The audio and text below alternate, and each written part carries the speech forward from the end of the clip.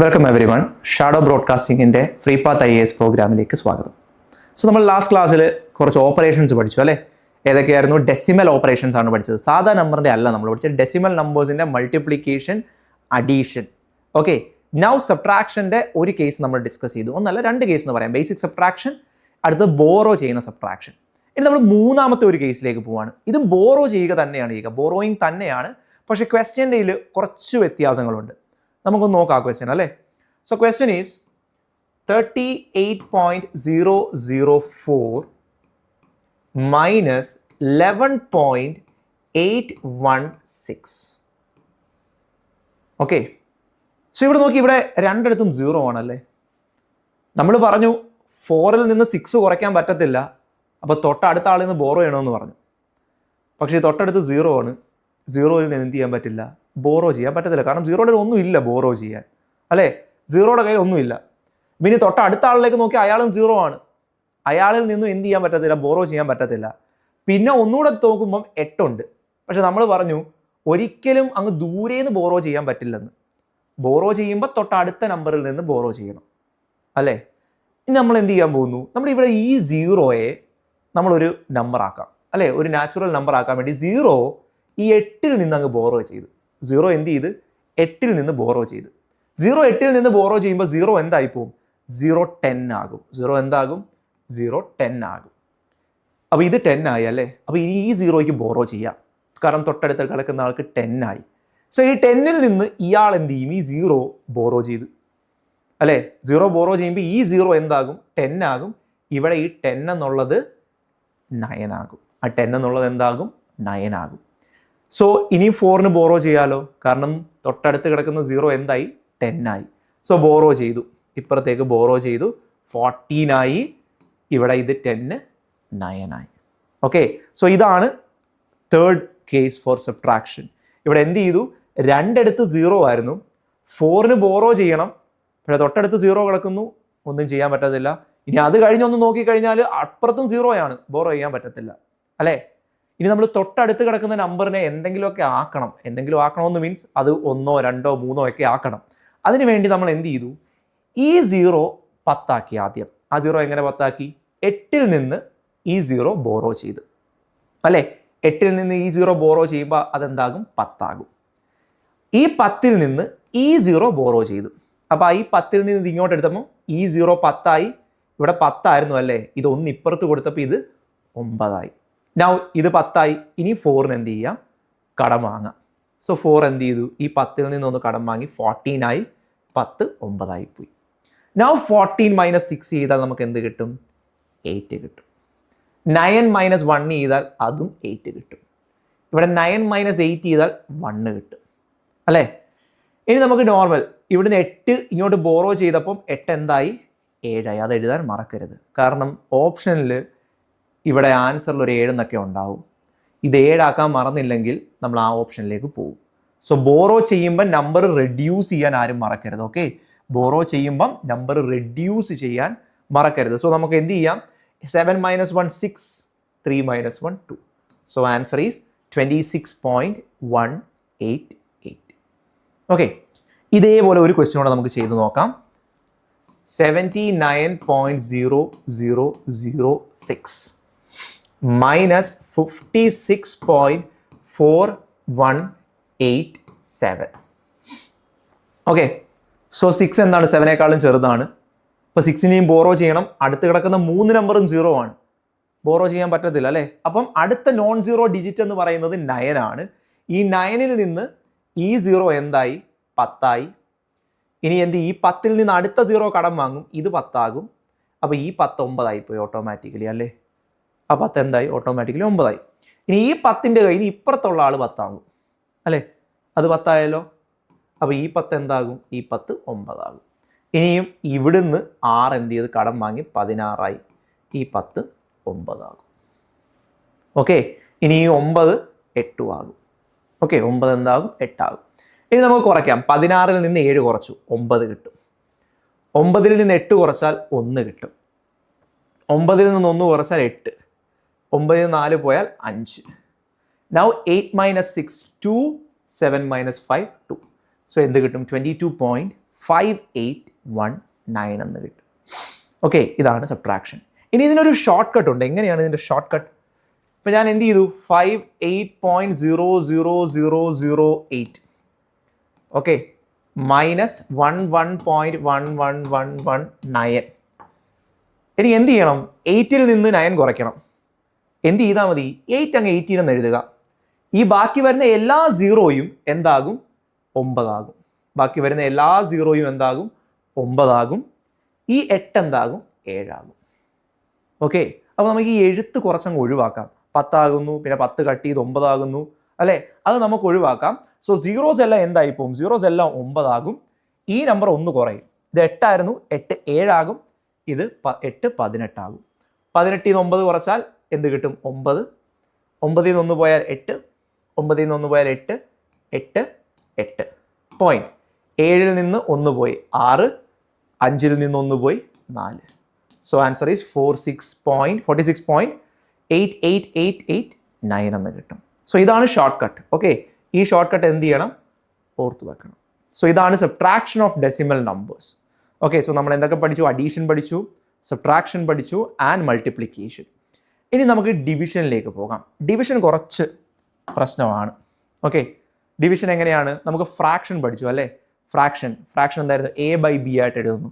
അതായത് ഞാനിപ്പോൾ 10 divided by 2 ചെയ്യുന്നു അല്ലേ. 10 ഡിവൈഡ് ബൈ 2 5 എന്തായിരുന്നു, നമുക്കറിയാം 10 എന്താണ്, 10 എന്ന് പറയുന്നത് 2 × 5 ഡിവൈഡഡ് ബൈ 2 ക്യാൻസൽ ആയി പോകും, 5 എന്ന് എഴുതാം അല്ലേ. 2 5s ആണ് 10. ഇപ്പം ഞാൻ എന്ത് ചെയ്യുന്നു, ഇതൊന്നുമല്ല ഞാൻ ചെയ്യാൻ പോകുന്നത്. ഞാൻ നമ്പർ അങ്ങ് മാറ്റി. നമ്പർ ഞാൻ 25 ഡിവൈഡഡ് ബൈ 4 എന്ന് എഴുതി. എനിക്ക് 25നെ 4 വെച്ച് ഡിവൈഡ് ചെയ്യണം അല്ലേ. എനിക്ക് എന്ത് ചെയ്യണം, 25നെ 4 വെച്ച് ഡിവൈഡ് ചെയ്യണം. എങ്ങനെ ഡിവൈഡ് ചെയ്യും, നമ്മൾ നോർമൽ ഡിവിഷനിലേക്ക് പോവാം.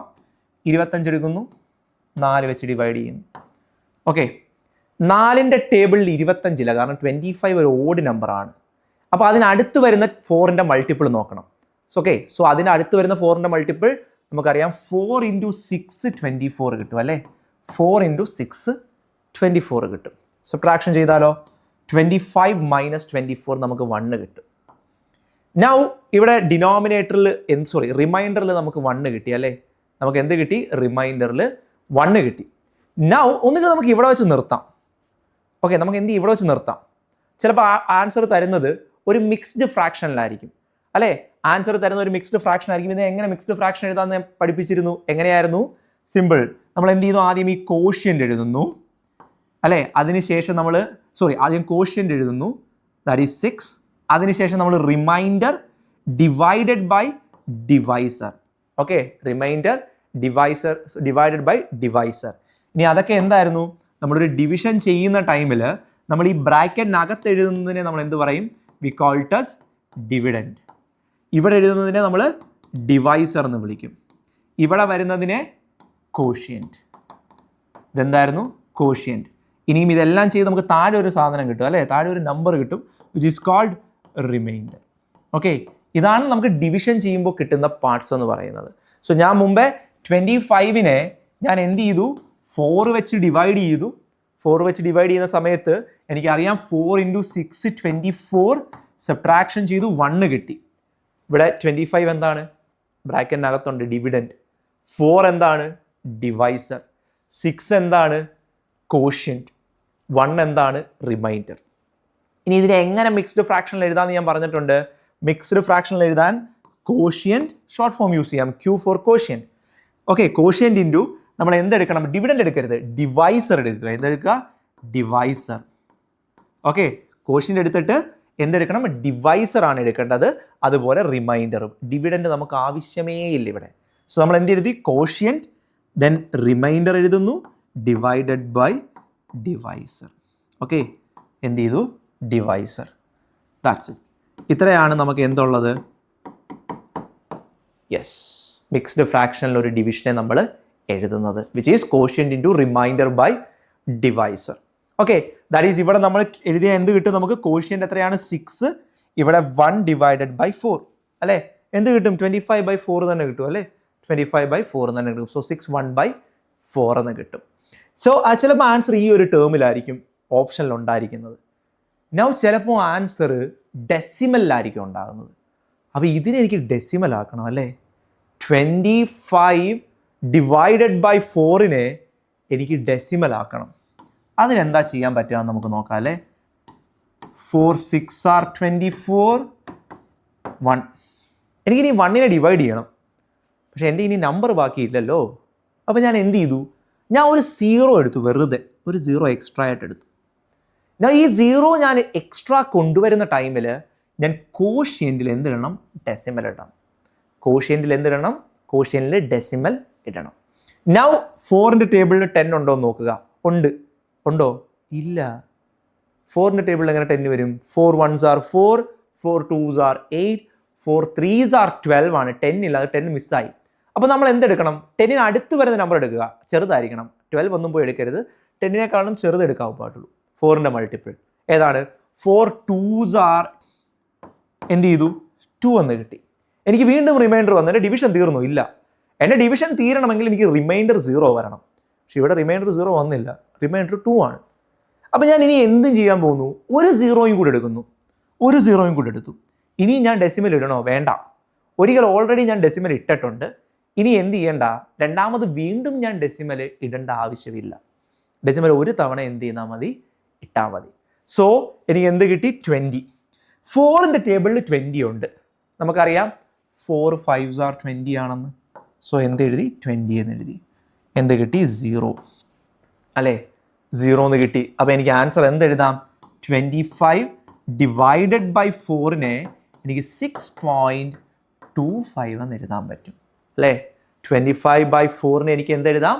6.25 എന്ന് എനിക്ക് എഴുതാൻ പറ്റും. ഓക്കെ, എന്ത് ചെയ്തു? റിമൈൻഡർ 0 കിട്ടും. ഇനി എനിക്ക് എങ്ങനെ മനസ്സിലായി 4 വെച്ച് എനിക്ക് റിമൈൻഡർ 0 കിട്ടുമെന്ന്? ഞാനിങ്ങനെ 0 കൊടുത്തു പോയി അല്ലേ. എനിക്ക് എങ്ങനെ മനസ്സിലായി? ഈ ട്രിക്ക് ഓർത്ത് വെക്കുക. ഇപ്പം നമ്മുടെ കയ്യിലുള്ള നമ്പർ, ഒരു നമ്പറിനെ 2 4